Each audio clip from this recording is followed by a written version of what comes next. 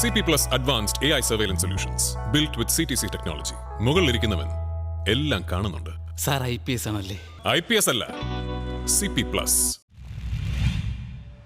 Pallippuram saint Rockies നൃത്ത കലാഭവൻ ചവിട്ടുനാടക സമിതിയുടെ ആഭിമുഖ്യത്തിൽ ലോക നാടക ദിനാചരണം നടത്തി. പള്ളിപ്പുറം സെയിന്റ് റോക്കീസ് നൃത്ത കലാഭവൻ ചവിട്ടുനാടക സമിതിയുടെ ആഭിമുഖ്യത്തിൽ ലോക നാടക ദിനാചരണം സംഘടിപ്പിച്ചു. സമ്മേളനം പൂയപ്പള്ളി തങ്കപ്പൻ ഉദ്ഘാടനം ചെയ്തു. സുനിൽ ചൂതമ്പറമ്പിൽ അധ്യക്ഷത വഹിച്ചു. യുവ പ്രതിഭാ പുരസ്കാരം 5001 രൂപയും ഫലകവും ചവിട്ടുനാടക കലാകാരൻ സനൽ വിൻസെന്റിന് നൽകി. പൈലറ്റായി സെലക്ഷൻ കിട്ടിയ സ്നേഹ തോമസിനെയും ഗാന്ധി വിചാരധാരയുടെ ഗാന്ധി പുരസ്കാരം ലഭിച്ച മാതൃഭൂമി ചെറായി ലേഖകൻ PG ലാലിനെയും ചടങ്ങിൽ ആദരിച്ചു.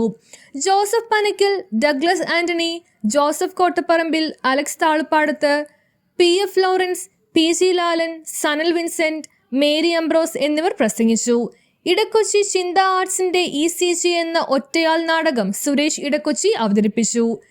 സംസാരിക്കുന്ന നാടകം ഇന്ന് വൈപ്പിൻകരയിലെ നാടക നടന്മാരെ ഏറെ ഉള്ള ഒരു പ്രദേശമാണ്.